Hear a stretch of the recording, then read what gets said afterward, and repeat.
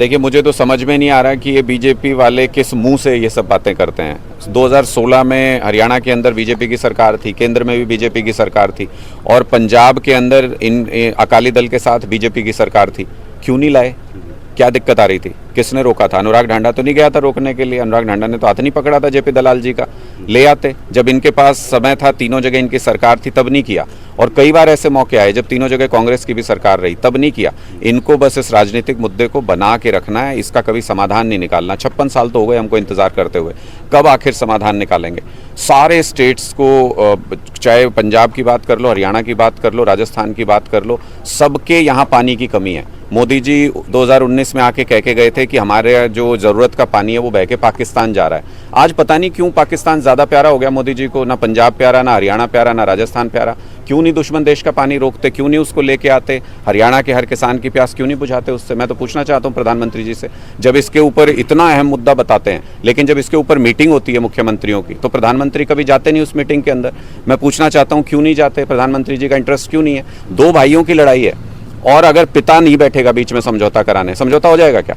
बंटवारा हो जाएगा क्या दो भाइयों का, अगर पिता बीच में नहीं बैठेगा तो ये सब चीज़ें समझने की हैं। ये लोग इन मुद्दों पे राजनीति करते आए हैं, चूंकि काम तो करना नहीं, इनको काम कोई नहीं करते, इसलिए ऐसे ज्वलंत मुद्दों के ऊपर राजनीति करते हैं, अपनी राजनीतिक रोटियां सेकते हैं। एक इधर से ये बीजेपी का इधर से आदमी चिल्लाएगा कि लेंगे, उधर से इन्हीं का अध्यक्ष बीजेपी का वो सुनील जाखड़, वो कहते हैं कि हम नहीं देंगे। इधर से कांग्रेस का नेता चिल्लाएगा हम लेंगे, उधर से इनका नेता कहता है पंजाब का हम नहीं देंगे। क्या तमाशा बना रखा है इन लोगों ने? एक ही पार्टी के लोग होते हुए अलग अलग बातें बोलते हैं, इसका मतलब राजनीति करते हैं खुलेआम इस मुद्दे पे। आम आदमी पार्टी ऐसे मुद्दों पे राजनीति नहीं करती। पानी सबकी ज़रूरत है, सबकी ज़रूरत पूरी होनी चाहिए। केंद्र की जिम्मेदारी है कि पूरे देश में अगर कहीं भी पानी की कमी है तो कहाँ से ला के देंगे, केंद्र उसका समाधान करे। क्योंकि बीजेपी सरकार को 9 साल पूरे हो गए, 9 साल पूरे होने को लेकर बीजेपी अपना कार्यक्रम कर रही है, अमित शाह को भी बुला रही है। कहीं लगता है कि बीजेपी अपना पूरा काम जो सही ढंग से कर पाई जनता के? देखिए, मैं तो बार बार कहता हूँ, ये आजकल मुख्यमंत्री जी वो जन संवाद कार्यक्रम करते हैं, जन स्वाद लेते हैं, वैसे तो वहाँ पे जनता के स्वाद लेते हैं, लेकिन जन संवाद कार्यक्रम जो मुख्यमंत्री कहते हैं, मैं बार बार कहता हूँ कि और ज़्यादा करें, और अपने नेताओं को, अमित शाह जी को बुलाएं, मोदी जी को बुलाएं, ज़्यादा से ज़्यादा सभाएं करें।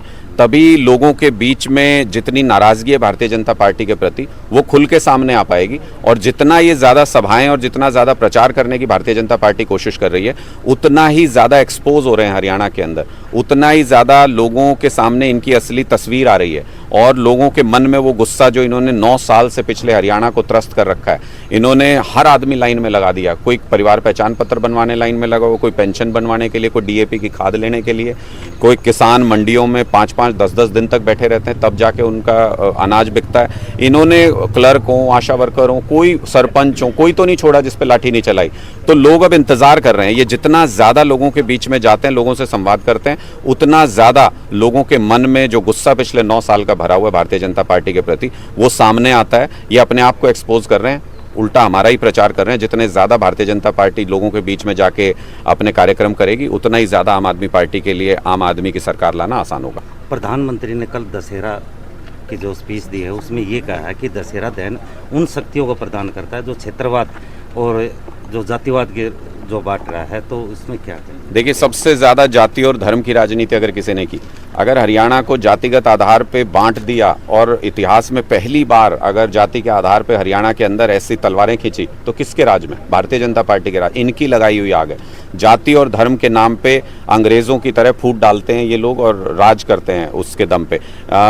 मणिपुर देख लीजिए आप, क्या कर रखा है वहाँ पे इन लोगों ने। अभी नूह में देख लीजिए इन्होंने क्या किया था। माहौल ऐसा बिगाड़ करके और लोगों के वोट हासिल करना, ये भारतीय जनता पार्टी की पुरानी राजनीति है। जाति और धर्म के आधार पर राजनीति नहीं होनी चाहिए। अगर हिम्मत है, अगर दम है, तो काम के नाम पे राजनीति करके दिखाओ, जो अरविंद केजरीवाल करते हैं। अगर उनसे मुकाबला कर सकते हो मोदी जी, तो खुली चुनौती, आप मुकाबला करके दिखाइए। उनसे अच्छे स्कूल बना के दिखाइए, उनसे अच्छे अस्पताल बना के दिखाइए, उनसे अच्छे 24 घंटे बिजली दे के दिखाइए, पानी घर घर पहुँचा के दिखाइए। अगर उनसे अच्छे काम कर सकते हैं तो मुकाबले में आएंगे, वरना जनता को अब सब कुछ समझ में आ चुका है। आम आदमी अब अपना सत्ता में हक मांग रहा है। हर जगह पर बड़े बड़े राजाओं को, बड़े बड़े मुख्यमंत्री नेताओं को गद्दी से हटा के अब आम आदमी शासन में आ रहा है, और ये हरियाणा के अंदर भी 2024 में होगा।